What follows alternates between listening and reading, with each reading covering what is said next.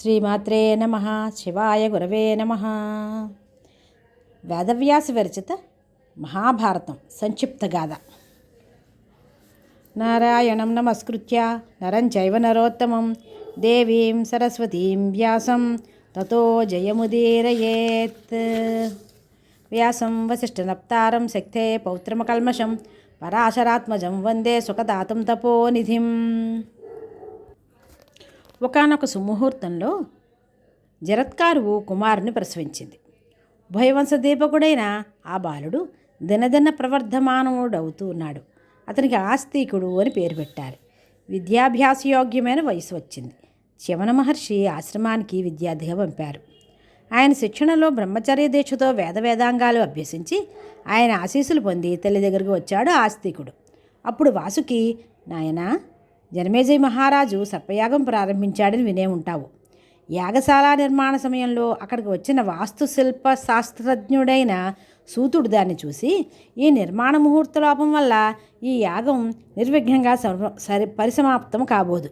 ఒకానొక వేదవేత్త దీనిని మధ్యలోనే ఆపుతాడు అని చెప్పాడు. అది విని జనమేజయుడు అపరిచితులెవరిని యజ్ఞకుండ సమీపానికి రానివ్వరాదని ఆజ్ఞాపించాడు. యజ్ఞం ప్రారంభమైంది. చ్యవనవంశీయుడైన చండభార్గవుల పర్యవేక్షణలో వేదవేత్తలైన మహామహులు తీవ్ర దీక్షతో యజ్ఞకార్యాన్ని నిర్వహిస్తున్నారు. అశ్వాకార సర్పాలు, మత్తేభాకృతి గల మహానాగాలు, ఏనుగు తొండాల వలె ఉండే భుజంగాలు ఒక్కొక్కటే వెళ్ళి ఆ అగ్నికుండంలో పడుతున్నాయి. ఆ వార్త వింటూనే తక్షకుడు దేవేంద్రుని శరణు వేడాడు. ఆయన అభయం ఇచ్చాడు. వాసుకి మేనల్లునితో, నాయనా, నువ్వు త్వరగా బయలుదేరి వెళ్ళి జనమేజయ మహారాజు చేత ఈ సర్పయాగం ఆపించకపోతే మన వంశం సర్వనాశనం అవుతుంది అని చెప్పాడు. చిరునవ్వుతో ఆస్తికుడు తల్లికి నమస్కరించి ఆవిడ ఆశీర్వాదాలు పొంది మేనమామ వద్ద సెలవు తీసుకుని జనమేజయుని నగరానికి శీఘ్రగతిని సాగుతున్నాడు. తన బిడ్డ అంత వాడైనందుకు జరత్కారు హృదయం ఎంతో సంతోషించింది. సర్పజాతి భీతి నెమ్మదిగా తగ్గుతున్నది. యాగశాలలో అడుగుపెడుతూనే ఆస్తికుడు, స్వస్తి మహారాజా, ప్రయాగలో ప్రజాపతి చేసిన యజ్ఞంతో వరుణ సోమాది ప్రముఖులు సాగించిన క్రతువులతో తొలతూగే మహాయాగం చేస్తున్నందుకు నీకు శుభమగుగాక. ఈ యాగం సర్వబంధుకోటికి శ్రేయస్సులు కలిగించాలి. దశరథనందనుడు రాముడు, పాండురాజనందనుడు ధర్మరాజు, హరిమేధ, రంతిదేవ, నల, నృగమహారాజులు, కుబేరాజులు సాగించిన క్రతువుల వలె సాగే ఈ యజ్ఞంతో నీ కీర్తి ముల్లోకాలు వ్యాపిస్తున్నది.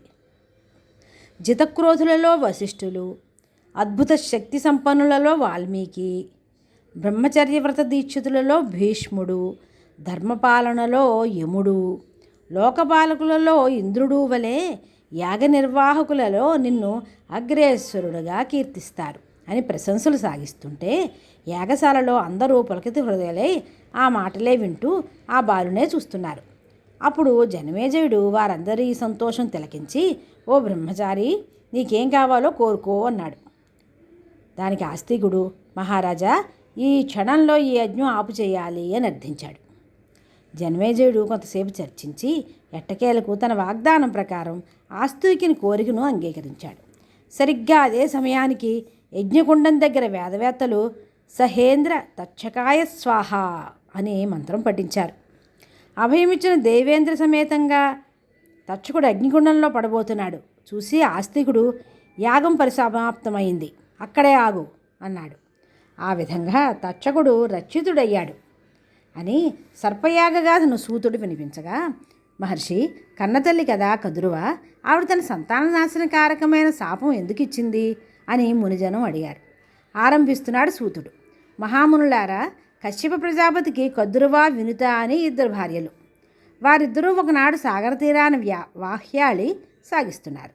అదే సమయంలో ఉచ్చైశ్రవం అక్కడ విహరిస్తోంది. దూరం నుంచి దాన్ని చూసి కదురువ, ఆ గుర్రం ఏ రంగులో ఉంది అని అడిగింది. కనిపిస్తున్నది కదా, తెల్లగా వెలుగుతూ అంది వినత. అప్పటికి సంధ్యా సమయం అవుతోంది. సరిగ్గా చూడు, గుర్రం శరీరం అంతా తెల్లగానే ఉన్నా దాని తోక నల్లగా ఉంది అంది కదురువ.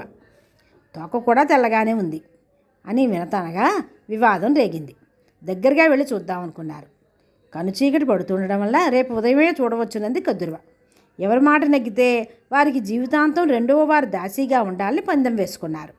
రాత్రి ఇంటికి చేరుతూనే కద్రువ తన బిడ్డలందరినీ పిలిచి, తెల్లవారకుండా మీరందరూ వెళ్ళి సముద్ర తీరాన్ని విహరించే ఉచ్చైశ్రవం తోక నిండా నల్లని రోమాలుగా ఉండాలి అంది. దానికి వారందరూ అటువంటి అన్యాయం తమ వల్ల కాదు అన్నారు.